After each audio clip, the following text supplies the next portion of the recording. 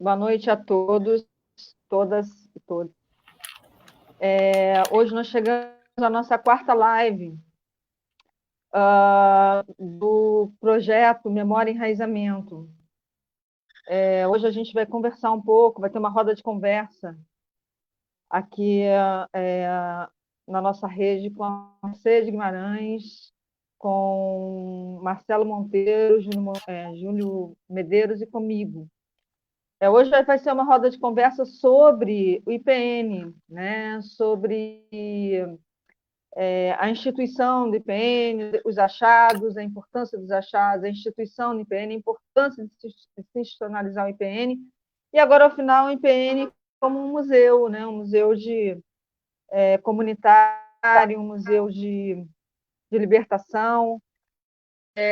Nesse sentido, a gente também gostaria de frisar que esse conjunto de lives também tem o objetivo de ajudar, né, de contribuir, aqueles que possam contribuir com o IPN, né, que o façam. A gente está com o QR Code, está também com a conta do Instituto, vai ser colocada na tela durante a live, para que a gente possa manter o IPN nesse momento de pandemia, né? Visto que desde 15 de março o IPN está fechado, e já vai para 5 meses, né? Sem recursos, sem receber as pessoas, sem fazer as oficinas, a pós-graduação também a gente não está conseguindo, a gente está conseguindo rodá-las as duas de forma remota, mas estamos tendo muitos problemas. Então, assim, seria de muita valia, de muito empréstimo para nós, aqueles que puderem fazer uma doação, tá colaborando conosco. Também um outro informe também que eu gostaria de dar é que agora, final de agosto, no máximo primeira semana de setembro, o IPN vai estar lançando mais um conjunto de turmas, né, de pós-graduação. A pós-graduação de História e Cultura da Diáspora africana é uma pós-graduação de Educação Patrimonial e também uma terceira pós-graduação que é de Direitos Humanos e Ações Afirmativas. Pretendemos também fazer um conjunto de oficinas online, de maneira remota ou de forma presencial, a depender de como vai ficar a questão da pandemia. Também temos um terceiro informe que é a questão da nossa lojinha, que os produtos do IPN, botões, camisas, camisetas, que o IPN vende na sua lojinha. Aqueles que estiverem interessados, entrem em contato conosco pelo e-mail e a gente manda entregar, tá bom? Então é isso, pessoal. Vou passar agora a palavra para a Mercedes Guimarães, presidenta do Instituto Pretos Novos, Instituto Memória e Pesquisa Pretos Novos, que ela vai contar um pouquinho da trajetória do cemitério, do Instituto, e também falar um pouquinho da visão, né, e da sua interconexão dela, da sua família, com todo esse processo de construção do IPN. Boa noite para vocês. Boa noite a todos. Obrigada por estarem aí nessa caminhada, né? Então, após o achado, né? 9 anos depois do achado, se viu que nada acontecia. A gente batia em tudo que era lugar para contar essa história, e divulgar esse achado. A prefeitura, em 2001, ia realmente cuidar dessa pesquisa, né? Acabou essa pessoa sendo exonerada do cargo, e a gente ficou, bom, eu não entendo, o pessoal fala que é importante, é uma história muito importante, é um achado importantíssimo para a cidade, né? Importantíssimo para a história, mas não fazem nada. E aí começamos a buscar o movimento negro, o pessoal de alguns conselhos, e a gente foi bater no conselho, no Condedini, onde estava o Antônio Carlos e Marcelo Monteiro e mais um grupo enorme. E aí falamos, olha, a gente encontrou um lugar assim, e eu gostaria de saber de vocês o que a gente pode fazer. Marcelo ficou pensativo, foi várias vezes à nossa casa. O Antônio Carlos, ele todos os dias estava na nossa casa, às vezes saía até tarde demais, acabava dormindo lá em casa. E aí surge um grupo de estudantes em 2003 e ajuda a manter essa memória viva, porque eles faziam um site, né, o Portal dos Pretos Novos. Nós não tínhamos material praticamente nenhum, e começamos a abrir a casa a partir de 2002. Nós abríamos a casa em 3 datas. Era janeiro, 20 de janeiro, por ser um feriado, para comemorar o dia do achado, mês do achado, né? Abríamos no 13 de maio e abríamos em 20 de novembro. Era sagrado, e a gente abria as portas da nossa casa, recebia várias pessoas, chegou a se fazer até na nossa sala uma exposição de artes afro-brasileira, né, religiosa. Foi a primeira exposição foi de quadros de orixás. Fernando, eu não lembro o nome dele agora, me desculpa, mas foi uma exposição lindíssima. E também abrimos a casa para o conselho, o Condedini, trazer as crianças, o prêmio escolar, né, que era em novembro. Enfim, e essa coisa de abre portas de casa e recebe pessoas, aí começou a ter várias visitantes, pessoas, pesquisadores como o Júlio César, né? Aí vem o Júlio César, bate na nossa porta. Eu quero saber como é que é essa história aí, que eu estou fazendo, eu estou estudando história, né? E eu quero conhecer e tal. Eu falei assim, olha, Júlio, eu conheço muito pouco, o que eu sei é a troca de informações de pessoas como você que vêm até aqui e nos traz as informações do mercado de escravos. O Carlos Eugênio foi um dos primeiros professores que eu tive particular, vamos dizer assim, né? Ele ia lá para casa, sentava lá no nosso quintal com a garrafa de café, um monte de biscoito, e chegava às 2 horas da manhã e ele fechava os olhos e viajava no tempo, e ele dizia, olha, esse lugar era assim, tinha assim, não sei quantas mil pessoas, e, cara, era uma viagem assim no tempo, e eu acho que, e aí isso foi dando força, né, para nos mostrar a importância que era manter esse lugar. Mas mesmo assim, tinha hora que a gente ficava meio desanimados, né? Bom, tá, mas ninguém liga, só alguns amigos, né? Porque essas pessoas se tornaram nossos amigos, né? E o que a gente faz? Aí Marcelo, eu vou deixar ele contar essa história. Então, eu estou relembrando a memória dele lá em 2003, 2004. Ele vai, calma aí, Marcelo. É você e Antônio Carlos que ficava, olha, Mercedes, você não pode largar isso de lado, isso aqui é importante para a nossa história. Isso é um tesouro, né? E a gente, pô, mas que tesouro é esse que ninguém liga, né? Pois é, só a gente, somos malucos. Tinha hora que eu me achava, eu sou meio louca, eu acho que isso não é importante nada, porque se fosse importante, aí tanta coisa que o nego levanta aí, uns monumentos, e aqui nada. E naquela época, eu confesso que, para mim, o Brasil não tinha racismo, né? Tanto que a gente tinha amigos tudo coloridos, japoneses, chineses, espanhóis, africanos, a gente conhecia E para mim todo mundo era gente, né? Todo mundo é gente, não tem essa coisa de racismo. E aí eu falei assim, aí começaram, olha, eu acho que o pessoal não gosta dessa história, porque essa história é de negro. Mas como assim?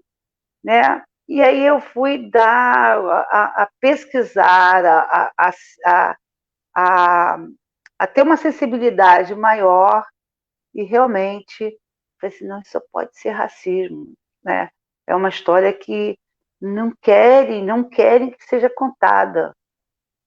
Enfim, eu sei que foi muito difícil para nós.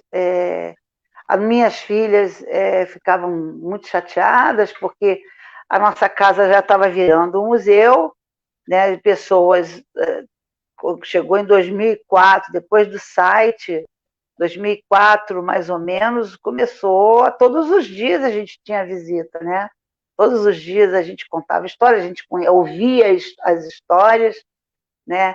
Há vários pesquisadores, jornalistas foram os mais amigos que a gente pode dizer nessa história, porque eles cutucavam lá a prefeitura, reclamavam por que não pesquisavam, por que não olhavam para essa história, enfim.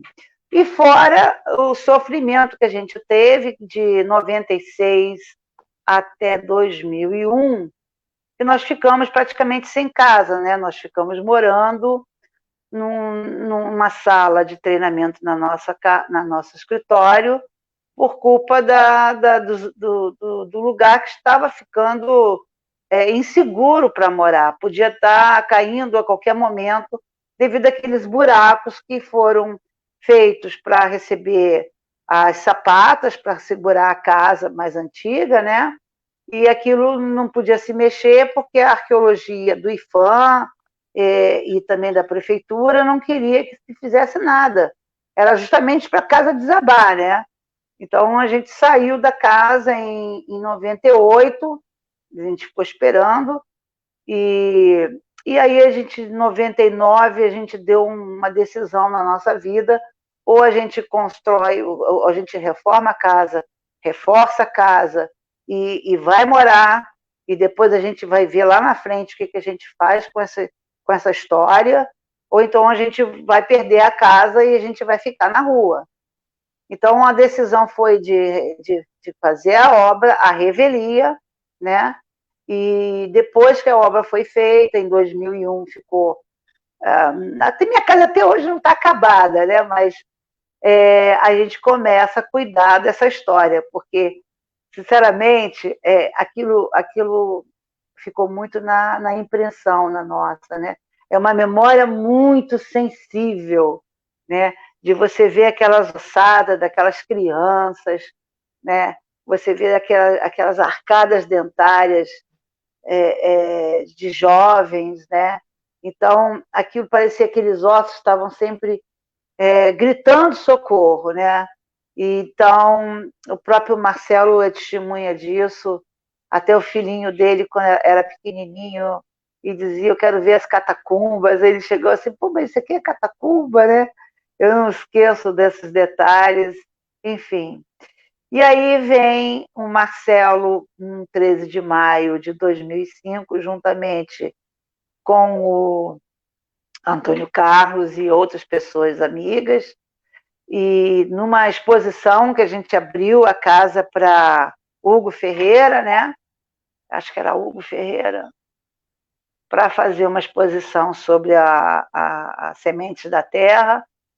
E a gente veio o Marcelo, tem uma foto dele, eu não sei se vai aparecer aí, o Marcelo com um papel na mão lá, ele a caráter.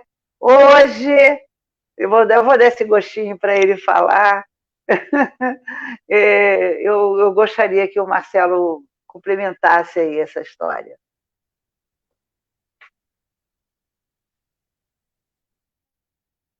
Marcelo, Bom, boa noite. Boa noite a todos e a todas. É um prazer grande estar aqui, fazendo parte dessa família, fazendo parte dessa live, né?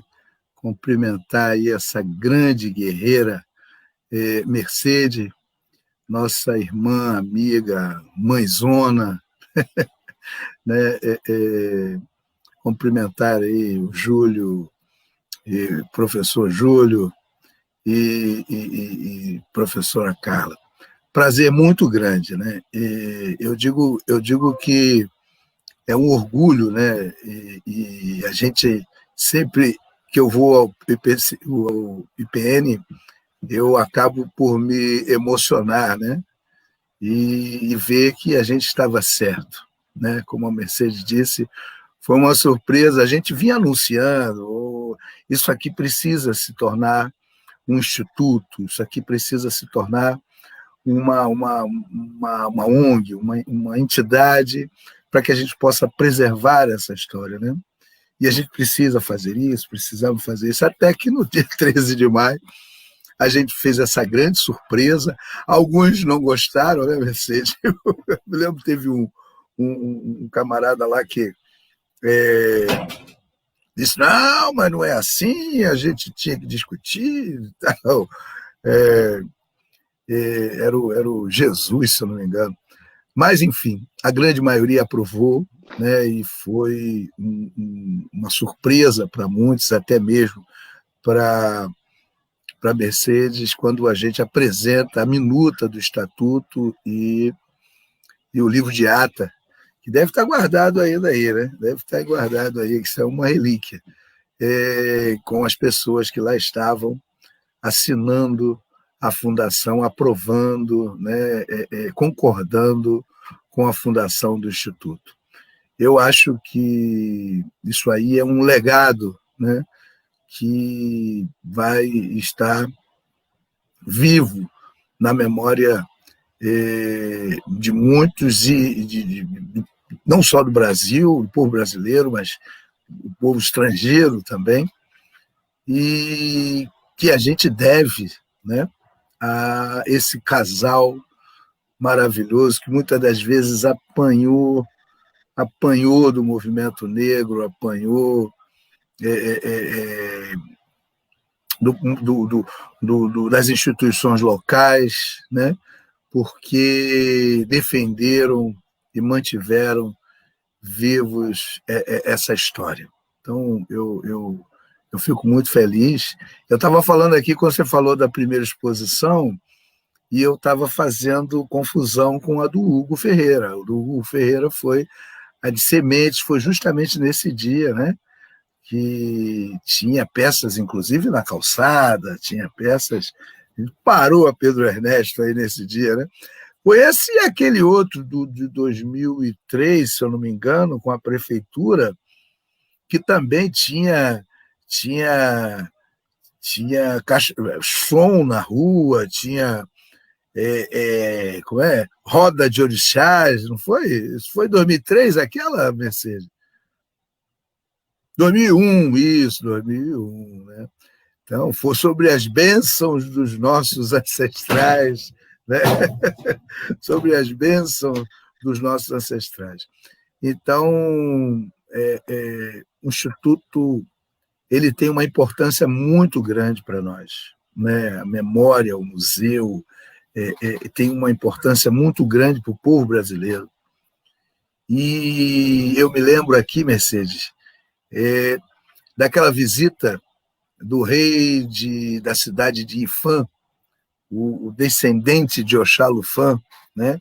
Que muitas vezes a gente pensa que é religião, né? que é o orixá enquanto religião, e ali estava a representação viva de um filho de um ancestral que foi divinizado, feito de carne e osso. Né? Estou falando isso porque muitas das vezes os orixás foram vistos como lendas, né? como mitos, lendas, né? E isso fez e faz um grande mal à sociedade, né? Que não abre os olhos para isso. Nós estamos vivendo uma guerra santa declarada e que já vem lá desde dos idos de 500 depois de Cristo. Mas eu quero colocar aquela imagem do rei de Ifã junto com a rainha, o quanto a rainha chorava, né, enquanto ela se emocionava ao assistir aquele tributo aos pretos novos, né? Foi um dos primeiros vídeos, né, que eu acho que foi um dos primeiros que a gente fez, contando a história da expansão da cidade do Rio de Janeiro, a descoberta e ver aquele povo que não tinha noção do que os seus descendentes passaram aqui nesse país. E isso acontece até hoje. Muitos lá ainda se sentem culpados pela escravidão do seu povo, e muitos não têm noção do que foi o Holocausto carioca, o Holocausto brasileiro, o Holocausto dos povos tradicionais de matriz africana, né? Então, parabéns aí, primeiramente, a esse casal, que para mim é maravilhoso, não tem...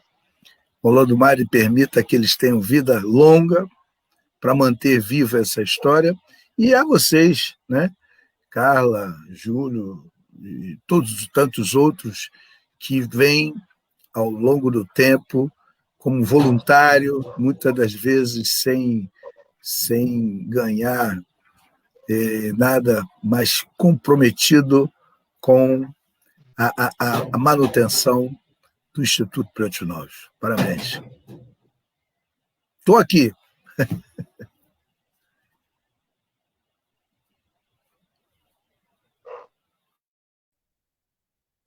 Marcelo, a gente tem muita história para contar, né? Eu vejo que a gente não, se a gente for sentar aqui para fazer uma roda de conversa de tudo que a gente passou desses anos, que esse ano fez 15 anos de fundação do Instituto Pretos Novos, né? E ano que vem vai fazer 25 anos de achado. Então, é muita história, né? Nós temos muita história. Eu queria que também o Júlio, né, eu desse assim, as suas primeiras impressões, depois a gente passa para a Carla, para ela nos conduzir aí. Fala, Júlio. Boa noite a todos e todas. Parabéns aí a Mercedes. Eu fico feliz em poder revê-los depois desse período tão difícil, né, que todos nós passamos aí. Fico feliz em saber que a Mercedes está bem, Petrúcio, o Marcelo, a Carla, né? Vocês estão bem. Que bom saber que vocês estão bem. Estão se cuidando e durante esse período tão difícil que a gente está vivendo. Bom, então, falar sobre IPN, né, para mim é muito importante, é uma coisa que mudou minha vida.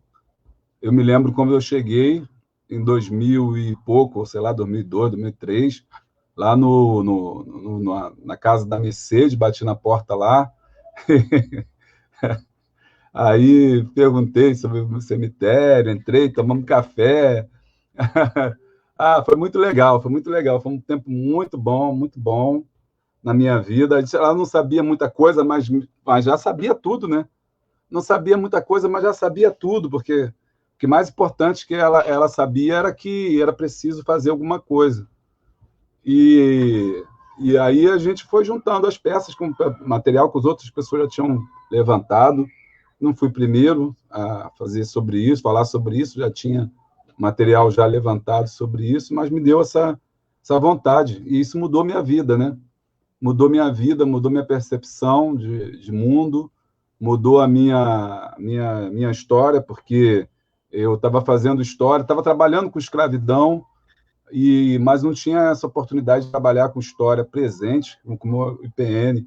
Daí, a gente começou a conversar e pesquisar, eu fiz a monografia, né, Os Pretos Novos que Não Chegaram a Velhos, o título da monografia, falando sobre esse cemitério Pretos Novos, peguei só 1 ano, e no mestrado eu fiz o trabalho que deu origem aí ao livro, né, A Flor da Terra, Cemitério dos Pretos Novos, no Rio de Janeiro, que eu acho que foi muito marco importante aí da história do IPN. E quando as pessoas me perguntam se o livro... Eu falo, o importante não é quem escreveu, o importante é a história. A história é uma história que qualquer pessoa, né, que se deparasse com ela ia fazer. Eu acredito... a gente não acredita em acaso, né? Nós não acreditamos no acaso. Nada acontece por acaso. Eu acho que esse cemitério, essas pessoas que estão sepultadas ali, que são pessoas que estão sepultadas ali, escravizadas, em algum momento, tá, entendeu? Essa história tinha que ser contada. Então, a Mercedes não comprou a casa por acaso, e vocês não caíram do céu ali. Foi algo que foi previsto, isso, né? Porque outras pessoas, como o Marcelo disse, teria abandonado essa história, ainda mais por não ser negra. Porque uma talvez das acusações mais injustas, né, que ela pode sofrer é justamente por não ser negra.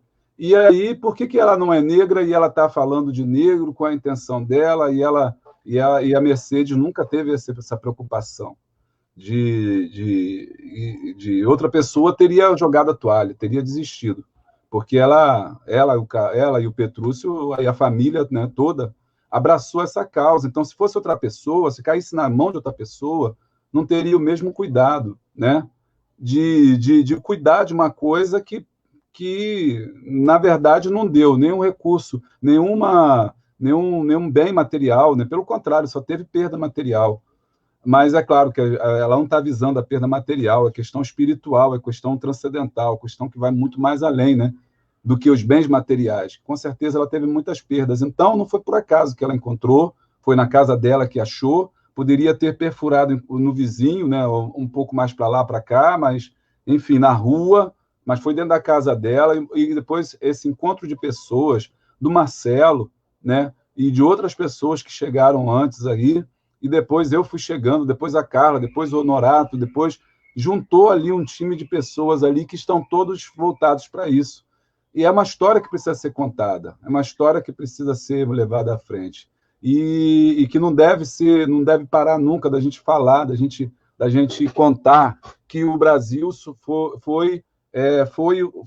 é um dos países mais desiguais do mundo, é extremamente desigual, extremamente racista e preconceituoso, e que o cemitério dos Pretos Novos ele incomoda. Ele incomodou quando funcionava porque cheirava mal, e ele continua cheirando mal não por causa dos corpos que estão ali, mas porque ele é a prova da escravidão, ele é a prova da maldade, da crueldade, da carnificina, do holocausto negro que aconteceu no Rio de Janeiro do século XVI até o século XIX. Então, ele incomoda, e é por isso que ele traz aquele desconforto na sociedade. As pessoas não querem falar, as pessoas não querem citar, as pessoas não querem, fecham os olhos. Da mesma forma como ele estava aberto, as pessoas da boa sociedade fechavam os olhos para a forma de sepultamento que era realizada ali, ainda hoje acontece da mesma forma. As pessoas fecham os olhos para o cemitério. E é por isso, para o IPN, para o Instituto de Pesquisa Pretos Novos, né? Porque ele é que resguarda aí essa memória do cemitério dos Pretos Novos. O Instituto, por isso que ele é importante, para manter viva e acesa essa chama, e falar justamente o que as pessoas não querem ouvir, contar a história que as pessoas não querem ouvir, né? Dar voz àquelas pessoas que não tiveram voz, né? Que não tiveram a oportunidade de contar suas próprias histórias. E a gente está tendo essa oportunidade, eu digo nem de contar a história deles, mas deixar que eles mesmos falem. Porque quando você tem uma cova aberta, que a gente chama de poço de sondagem aberto, a gente está deixando que eles falem, eles estão contando a história deles. A Baquita conta a sua própria história. Os ossos falam, né? Os mortos falam. E a questão é que a gente fecha os ouvidos para não ouvir. Mas eles falam, Eles falam da forma que viveram, da forma cruel como eles foram trazidos, eles falam das doenças que tiveram, das suas agruras, das suas decepções, né, das suas dores, dos seus traumas, né, de todas as agruras que eles passaram em vida. E continuam falando. E é por isso que eu acredito que o IPN ainda tem muita história para contar, ainda tem muita coisa para dizer ainda tem muita coisa para a gente descobrir e trazer para essas pessoas, para a sociedade e no entorno, né? Mostrar que a gente vai continuar incomodando, né? Assim como a Mercedes incomodou, as instituições, moradores, o Marcelo incomodou, e eu também incomodei com o trabalho, aqueles que não querem ouvir, logicamente, aqueles que não querem saber, a Carla também, os pesquisadores em geral, né, todos do IPN, que todos vestem a camisa. Nós vamos continuar incomodando essa história, né, e ela precisa continuar incomodando, para que amanhã esse processo, estou terminando já minha fala, esse processo aí de revisionismo, Marcelo, que hoje em dia nós estamos no revisionismo que as pessoas estão questionando até se houve holocausto. Isso foi um ponto de vista. Não, espera aí, quando você vai no IPN não tem ponto de vista, meu caro. Não tem como você dizer que não aconteceu, não tem como você dizer que não houve. Está ali, para só você olhar, não tem como você... Então, por isso que ele incomoda, por isso que as pessoas querem que feche, por isso que as pessoas querem que jogue terra em cima, mas não, ela tem que continuar incomodando e contando essa história para que a gente não passe por esse processo aí de revisionismo tosco, né? E de uma certa desvalorização do passado em prol de uma outra história. Nós estamos vivendo agora na pós-verdade, né? onde a verdade deixou de ser a verdade baseada nos fatos e é só numa percepção ou num ponto de vista. E quando você vai no IPN, não tem ponto de vista. O ponto de vista é aquele que a gente está vendo ali, da crueldade do ser humano, da ganância de um homem comprar outro homem, comprar outro ser humano e escravizá-lo. E é isso, gente. Estamos aí também. Fico feliz em poder estar junto com vocês aqui. É uma história... É só para mim... Não, Mercedes, pode fechar com o pensamento do... A gente tem ainda bastante tempo. Tem. Então, é uma história antiga, porém muito contemporânea, né? Porque o que se passa hoje na periferia, nas comunidades, inclusive na pandemia, né? Você vê que estamos aí numa questão de vida, né? E as pessoas continuam pegando seus tombeiros, né? Que são seus trens, seus ônibus abarrotados, se contaminando e morrendo, ou contaminando seus entes queridos em casa, porque precisa trabalhar, né? Em um país que não tem, que dá uma ajuda mísera de 600 pratas. Eu quero ver se aqueles caras que estão lá em Brasília, ou mesmo nessas assembleias legislativas, ou nas câmeras, conseguem viver um mês pagando aluguel, comprando comida, remédios com R$600. É surreal que esses corjas fazem com o povo. E no momento que mais a gente precisa deles, eles nos dão as costas, né? Então, nós estamos com uma história antiga muito contemporânea, sabe? Eu baralha tudo aqui na minha cabeça, eu vejo o tráfico, eu vejo a maldade humana, o poder, né? A polícia, o soldado na época, as guerras que eram instigadas por tribos rivais para poder destruturar uma sociedade, né? Assim vai e aos dias de hoje, e eu não sei, eu acho que o Cemitério dos Pretos Novos, ele é muito contemporâneo, ele está nos contando uma história que não mudou, continua, a história se repete, é isso. Vai lá, Carla, desculpa, ou sei lá. Imagina, Mercedes, a gente tem tempo ainda para falar e ouvir você é sempre muito bom. Eu acho que é uma fala, é um lugar de fala assegurado para quem está por dentro e de dentro, né?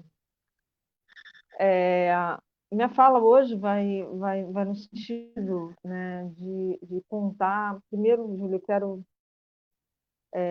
me solidarizar com você sobre essa questão, e com todos, né, eu acho que tem acordo sobre essa questão da pós-verdade, né? A gente não pode relativizar determinadas questões, determinados fatos, né?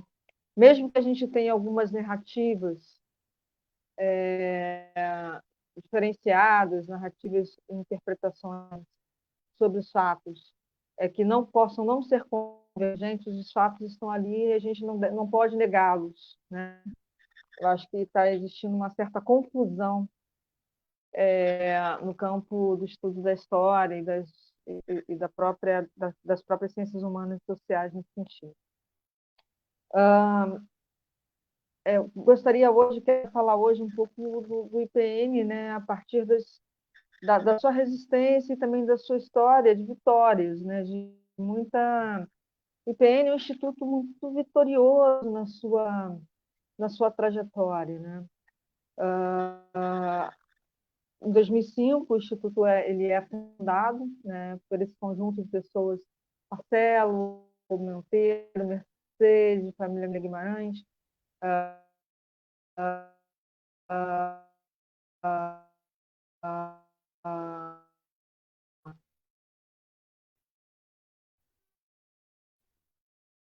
o, o,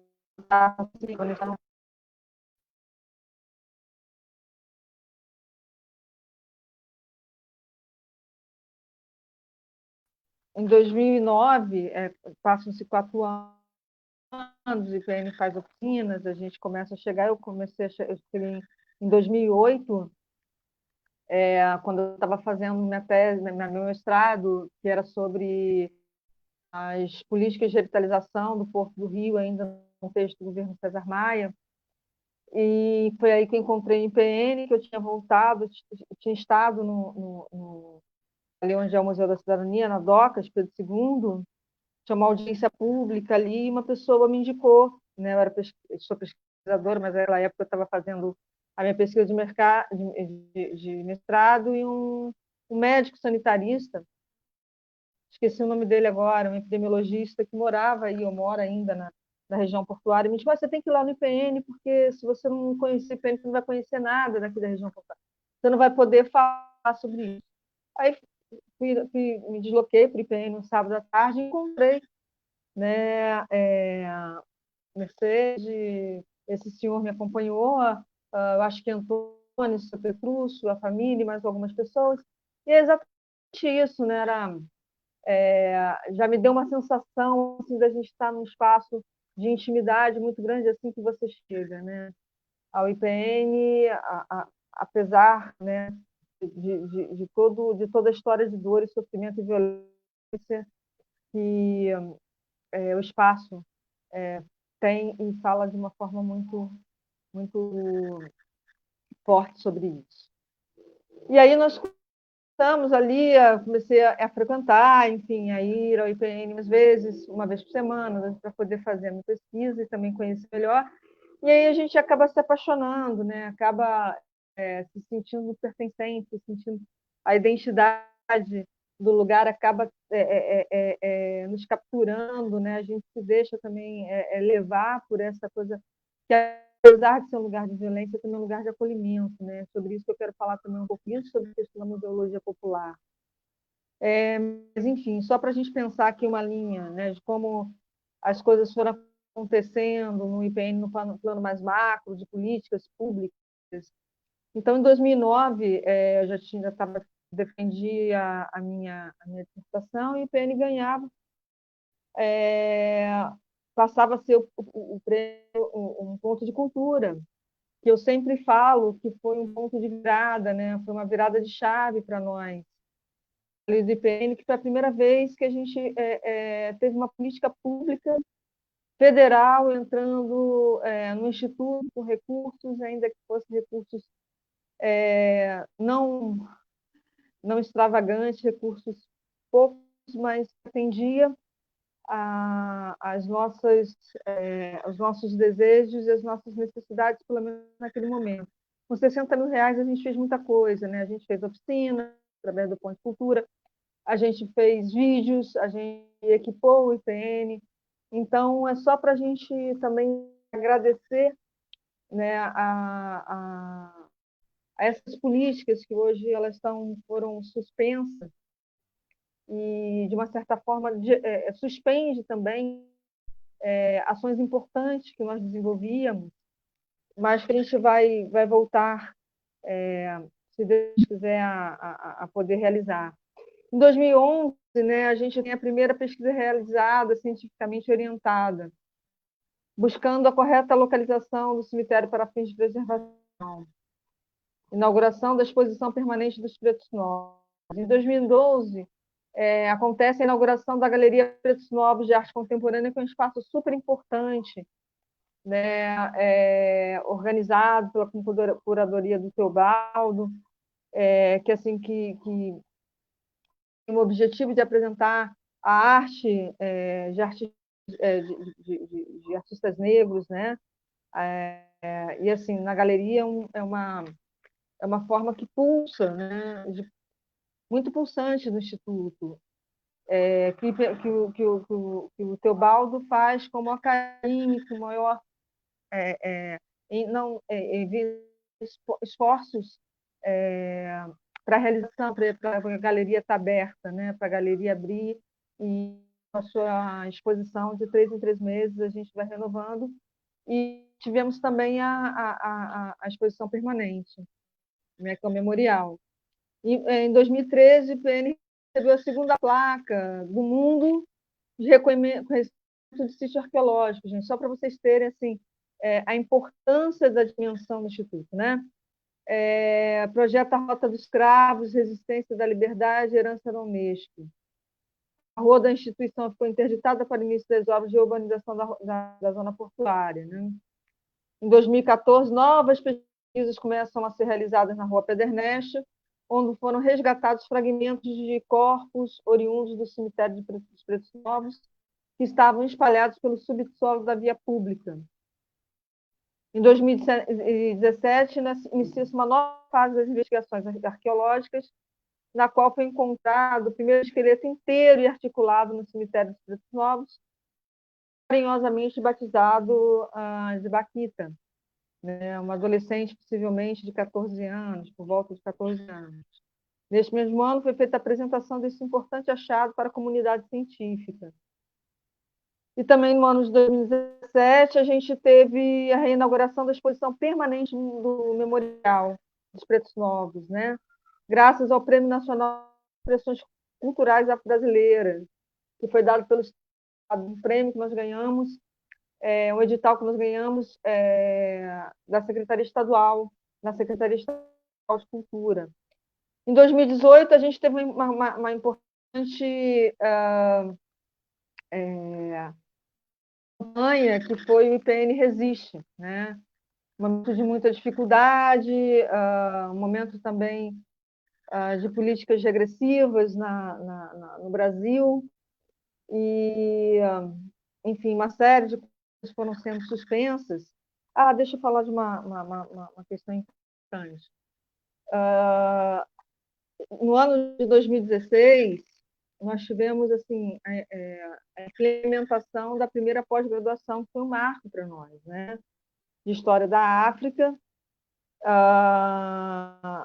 Já estamos na 6ª turma, 7ª turma, e depois, no ano de 2018, a gente lançou a segunda pós-graduação de Turismo Cultural. E agora, esse ano, como eu falei no início, para quem não ouviu, nós estamos lançando mais 3 pós-graduações, que são História da Diáspora e da Cultura Africana, Educação Patrimonial e Direitos Humanos e Ações Afirmativas.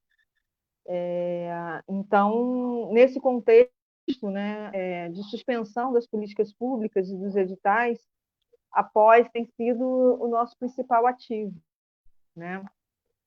É o que, pelo menos, serve. O IPN não é vocacionado a ser uma instituição a fazer pós-graduações, mas, assim, a pós cumpre uma missão e um objetivo de ter o IPN aberto, né? Então, nesse sentido, a eleição é importante também, claro, né, de difundir, compartilhar conhecimento e construir conhecimento com todos. Então, assim, nesse momento, se você perguntar, Carla, como você vê o IPN, né? Hoje eu vejo o IPN como um espaço cultural, um ponto de cultura, um museu comunitário, um museu popular, né, de construção de conhecimento, né, de acolhimento da comunidade para a comunidade, das culturas africanas e afrodiaspóricas, né, de maneira que a gente hoje não tem a característica, né, de um museu tradicional, de prédio, coleção e público, mas nós temos, né, uma característica, como diria o Mário Chagas, né, de um museu de comunidade, né, um museu que tem território, né, um museu de território, um museu de comunidades, né, que acolhe a sua comunidade, e um museu de memória, né, que se constrói e reconstrói a todo instante. Então, acho que essa é a grande riqueza do IPN. E, assim, falar mais dessa questão da nossa resistência, né?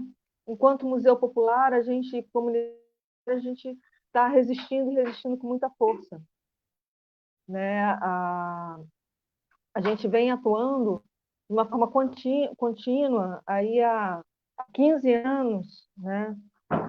Não deixando e não permitindo, né, que essa memória seja apagada, sequer, né, seja tentativas de silenciamento, né? Nós temos na resistência e resistência sempre. Minha fala vai ficar por aqui.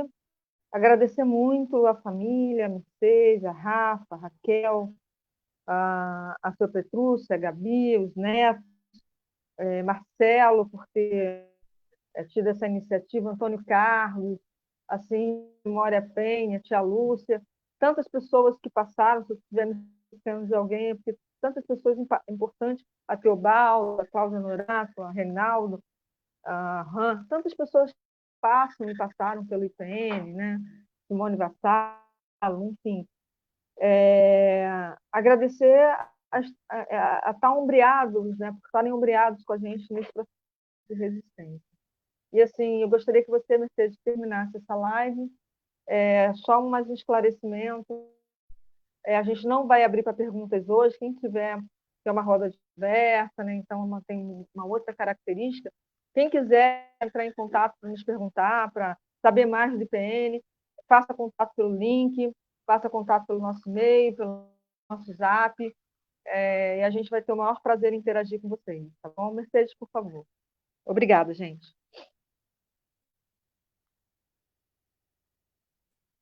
Não. Oi. Então, eu gostaria de também passar a palavra para Marcelo e para Júlio, mas antes disso, eu gostaria de falar de um projeto que, além da pós-graduação, é um projeto que a gente só teve dinheiro uma vez para fazer, que é o Circuito de Herança Africana. Legal. Nós tivemos em 2015 R$6.000 para o ano inteiro para levar alunos da rede pública, né? E aí o Antônio Carlos, que é um dos fundadores também, topou o desafio, né? Então ele fez uma vez por semana, durante um ano, durante 8 meses, né? O Circuito de Herança Africana. E aí depois agregou-se no ano seguinte. Nesse ano a gente conseguiu 1.000 e poucas crianças e professores. No ano seguinte agregou-se voluntários, guias voluntários, que a gente, em vez de ser um guiamento por terça-feira, às vezes a gente fazia 5, né, 5 turmas por vez, né, de uma vez só, em separados. Nós chegamos nesses 4 anos, nós chegamos a atingir 9.000 e poucos pessoas, né? As jovens, adolescentes. E eu não abro mão, mas eu não abro mão mesmo desse. Eu brigo muito por esse circuito, porque é uma educação patrimonial, é uma forma de a gente contar essa história para os mais novos, né? Talvez esses meninos e meninas que nunca vão ler um livro do Júlio César, né? E passam a querer ler o livro de Júlio César, porque eles tomam conhecimento dessa história que insistem em ser apagada. Então, assim, como esse ano a gente estava super, hiper feliz para começar a 5ª temporada, né? Que a gente chama de temporada, né? A 5ª temporada do circuito, alinhando com vários guias de turismo, e aí veio a pandemia, que justamente no mês de abril que a gente iria começar, que era de abril a novembro. Mas eu ainda estou tentando, se eu consigo algum dinheiro para se fazer esse circuito virtual, né, mais sintetizado, para que as crianças e os jovens adolescentes que estiverem tendo as aulas online, eles também sejam apresentados a eles esse circuito. Eu estou tentando, eu não sei, eu estou pensando como é que a gente vai, uma emenda parlamentar, uma vaquinha virtual. Eu não tenho nem ideia de quanto custaria, porque eu quero fazer uma produção. Eu gosto muito daquele Eduardo Bueno, né? Que não vai cair no Enem, daquele estilo assim alegre, contando a história, ter 2, 3 atores e também os professores por trás, né? E depois também falando, uma coisa mais dinâmica, né? Para que faça com que a garotada se interesse em assistir. É uma ideia, mas agora eu vou passar. Eu agradeço a todos, né? Muito obrigado a todos que ajudam o IPN, os amigos do IPN, que contribuem mensalmente com o IPN, aqueles que contribuem fortuitamente, mas também agradeço demais. Não deixem de ajudar o IPN ainda está muito fraco, né, em questão financeira. A pandemia, inclusive, atrapalhou um pouco, né, porque as aulas da pós-graduação que dão um pilar para o IPN, muita gente desistiu das aulas, porque estão tendo aulas online, mas eles queriam presenciais. Então, as turmas foi diminuindo, são os mais resistentes, né? E logo, se Deus quiser, outubro, novembro, a gente tem as aulas presenciais. Mas também com segurança, porque se não tiver segurança, não interessa fazer uma coisa que vá matar alguém, né? Nós só vamos fazer as aulas presenciais se tiver segurança. Mas é isso, gente. Continue ajudando o IPN, o que puder fazer por aqui, por essa história. Eu agradeço e acho que eles agradecem também. Vai, Marcelo.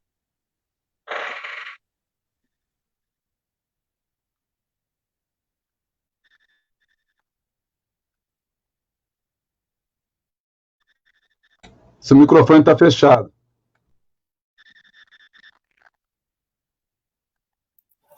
Obrigado, Júlio, obrigado. Eu estava aqui dizendo, eu estava resumindo aqui, né, Mercedes, uma expressão que diz valeu a pena, né? Valeu a pena. Está valendo. Foram algumas noites em que a gente chegava em sua casa aí e filava da sua boia, né?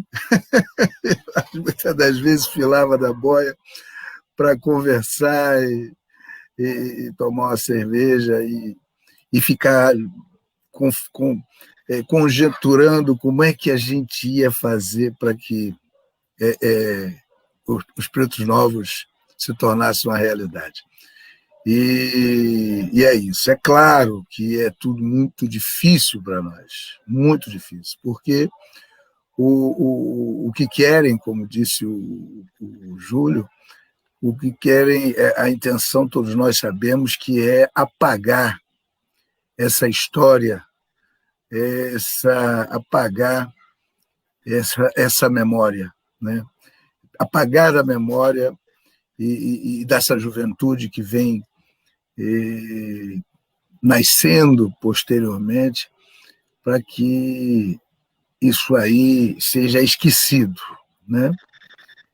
Mas então é muito difícil investimento, é muito difícil comprometimento do Estado, comprometimento dos órgãos públicos com a manutenção. Temos que contar, de fato, com as pessoas, os amigos do IPN, contar, de fato, com as pessoas que querem, né, manter vivo. E a gente eu sempre dizia, né, quando a gente falava de Instituto de Memória Pretos Novos, eu dizia que eu complementava, e complemento até hoje, viu?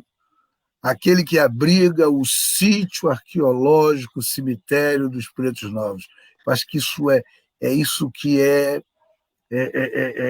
o grande apelo, né? Que é o sítio arqueológico, o cemitério dos Pretos Novos, né? Cemitério daqueles que nunca foram escravos. Que história é essa que a gente nem conhece?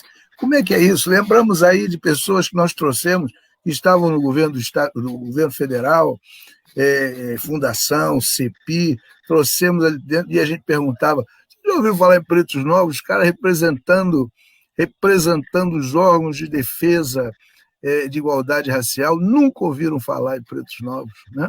Lembra disso, Mercedes? Lembra bem disso? Não só Mercedes, como Carla e Júlia, e toda a equipe, né? E nunca ouviram.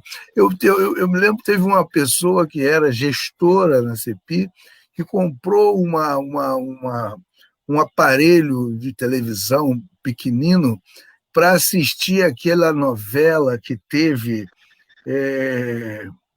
meu Deus, que foi uma novela que eu acho que ela falava do Almirante Negro, porque era uma preta, né? E era uma novidade para ela, porque nunca tinha ouvido falar em Revolta da Vacina, em Pretos Novos, e João Cândido e tudo mais. Então, é isso.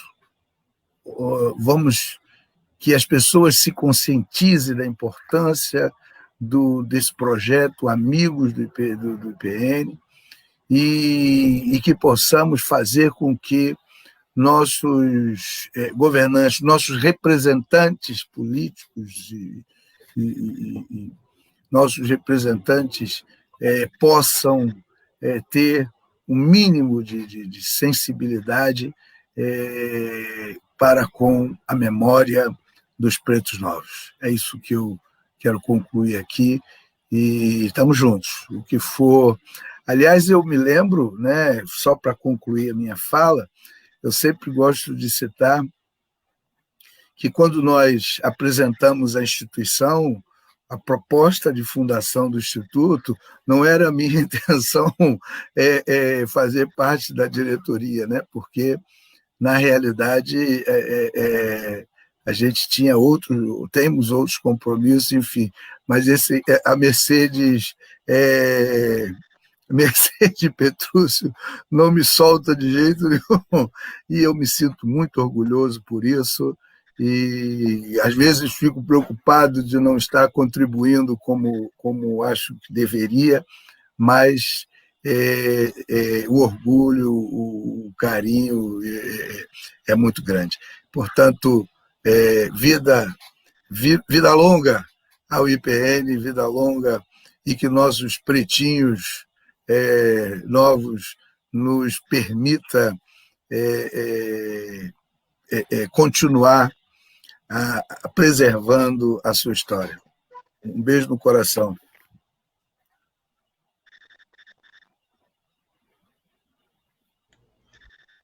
Bom, gente, então, para terminar, né, aí eu só queria, assim, vocês estão falando, aí eu estou lembrando do nosso tempo, aquele tempo dos primeiros tempos, primeiros anos, né, foram muito bons, muito bons. Olhando agora para trás, eu acho que é uma das melhores épocas, né?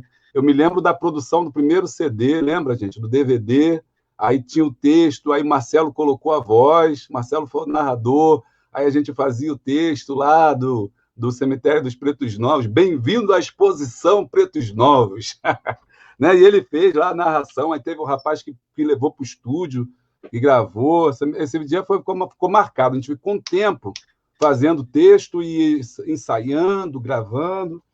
Depois também o outro que trouxe o logo, quando a gente fez o logo do IPN, e tinha uma frase que dizia: faltou respeito na vida, faltou respeito na morte, né? Tinha uma coisa assim. Eu não lembro mais bem a frase, mas era mais ou menos isso. Faltou respeito na vida, faltou respeito na morte, alguma coisa aí. E tinha o logo do IPN, foi um rapaz que fez as camisas, ficou marcado. A primeira exposição, eu cheguei e já estava pronta. Eram os totens, assim, que na casa da Mercedes, na parte da frente, ela fez os totens de papelão, acho que era de papelão, assim, que tinha as fotos e tal, né? Acho que foi a primeira exposição do IPN. As primeiras oficinas, criança pra caramba, eu falava com a Mercedes, quanta criança! Aí ela, não quero saber, tem que dar...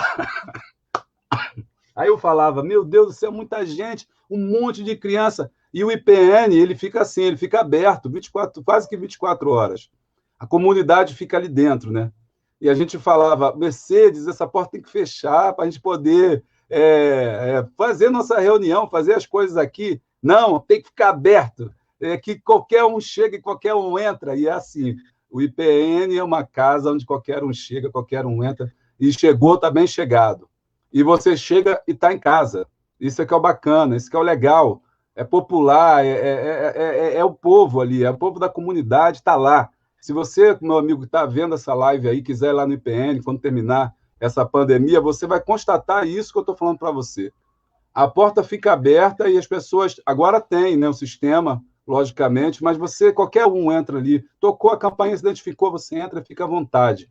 Tira foto, tem uma exposição a primeira exposição também, as primeiras exposições esqueci, do nosso amigo, artista plástico que faz a parte do... Agora eu esqueci o nome dele. Está sempre com a gente aí também, que ajudou na criação do site. Teobaldo, não. Teobaldo, na primeira exposição que ele colocou, né, a primeira exposição, a criação do site, da fanzine. Poxa, é só memória boa. Vida longa ao IPN, a todo mundo que trabalhou aí, vida longa a Mercedes e Petrúcio, a família dele, o Marcelo também. Marcelo sempre fugindo, mas é o homem que aparece na hora certa, né? Na criação do estatuto, nas reuniões de estatuto, nas atas ali, o homem da palavra que vinha ali com a palavra mais assertiva e centrada, equilibrada, né? Que a gente já conhece, que eu já conheci. Legal, gente, bacana. Muito, muito obrigado por essa oportunidade, Mercedes, de poder trabalhar com vocês aí, de estar junto da Carla agora, no núcleo de pesquisa, no comando. Quero parabenizar a Carla pelo comando agora do núcleo de pesquisa também, pelo trabalho que ela tem feito, está em boas mãos, pessoa que acho que é mais indicada para esse cargo aí, pela forma que você conduz, pela sua fala também centrada, e muito, muito, sempre muito acertada. Né? Legal, gente, foi bom participar com vocês. Eu gostaria de falar, antes da Carla, são as lives que a gente está... Viu, Carla? Mais um trabalho para você. Né? Legal. Então, a gente vai ter uma live dia 26/8 com o Reinaldo. A Ângela vai confirmar ainda dia 2/9, né? Depois você fala. A Ângela Agora, Nogueira. eu gosto. Junto A gente aqui é fanzona, né, do filho dela. E em setembro. Vem a ser a esposa do João Nogueira, né? Consequentemente, mãe do jogo. Então, mas também tem a Daí Rocha, que é uma pessoa que tem um papel fundamental no IPN na questão do ponto de cultura, né? Ele era um representante do MINC, né? E ele vai falar sobre políticas públicas, uma série de coisas assim, muito, muito, muito importante. Foi naquele momento de Gilberto Gil, né? Que a cultura estava muito bem. Mas, assim, o que eu gostaria também, Carla, da gente fazer uma live sobre o circuito de herança africana. Então, eu não sei como é que a gente vai fazer isso, porque tem gente pra caramba. Tem aí o Júlio, tem o Cláudio, tem os guias, tem Antônio Carlos, tem Reinaldo. Ah, caramba, não sei, a gente vai ter que botar um monte de janelinha aí para poder fazer uma roda de conversa, não sei o que a gente... Estou dando aqui uma ideia, a gente não pode deixar passar em branco, né? E depois muito mais, porque eu acho que essa pandemia ainda vai demorar um pouquinho, a gente tem que estar falando da voz à ancestralidade, né? Pronto, muito obrigada aí, Carla, obrigada a vocês todos que estão aí. E agora a Carla fecha, vai.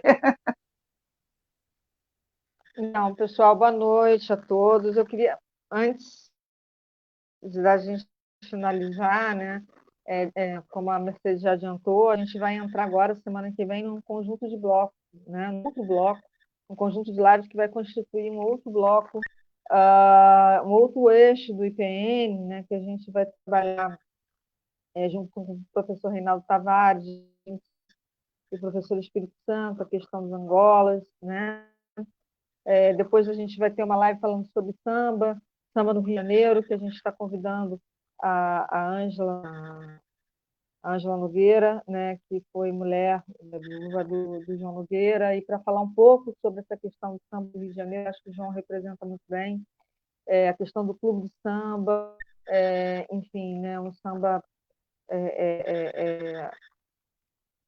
Depois a gente vai também com o Adair, que é fundamental, foi fundamental no processo de ponto de cultura, e outros temáticos da cultura africana, né, que a gente pretende também abordar por lives. Então, assim, tem muita coisa boa vindo, e a gente vai colocar na grade do IPN para a gente poder divulgar para vocês. Dois agradecimentos que eu não poderia deixar nesse momento, assim, do circuito, né, que eu acho que foi objeto da minha tese de doutorado, e eu acabo esquecendo. Assim, mas é porque o circuito é uma coisa grandiosa, né, é um projeto maravilhoso, grandioso, solidário, generoso, né, que o IPN disponibiliza para a sua comunidade, para a comunidade do Estado, do município do Rio de Janeiro. Nesse sentido, eu não poderia deixar de agradecer aos guias de turismo que têm ajudado e contribuído, né, com o seu trabalho para que o circuito ele aconteça. Tinha alguém também para fazer um último agradecimento ao Paulo, né, que está aqui com a gente, a Rafaele, que tem feito a produção das lives junto com o Paulo. E também agradecer a Aline Carina, que é a responsável por esse projeto de Memória e Enraizamento, que nos doou esse projeto, né, concebeu teoricamente. E, assim, eu acho que a gente precisa de contribuições de recursos financeiros, mas a gente também precisa de ideias, de solidariedade, de contribuições intelectuais, de contribuições de saberes outros que são intelectuais, enfim, que estão fora da academia, que têm tanto valor quanto aqueles que estão na academia, muitas vezes até maior. Então é isso, pessoal. A gente vai ficando hoje por aqui. E semana que vem a gente tem um novo encontro marcado na live do IPN, dia 26, professor Reinaldo, professor de Espírito Santo. A partir de sexta-feira a gente já vai divulgar. Tá bom? Boa noite a todos. Um beijo em cada um de vocês e obrigada por nos acompanhar aí nesse processo. Então, beijo grande. Beijo grande, valeu, Júlio, valeu. Grande, Marcelo, olha, eu cometi uma grande falha, viu? Dentre todos os parabéns, um parabéns especial a essa coordenadora do Núcleo de Estudo e Pesquisa, Carla Marques. Parabéns. Estamos juntos. Parabéns a todos, né? A todos que de certa forma, sempre faz algum... Cada um tem um dedinho nessa história aí, né? Todo mundo fez e todo mundo vai fazer muito mais ainda, se Deus quiser. Beleza. Beijo no coração. Beijo, beijo. Até, obrigada aí todos.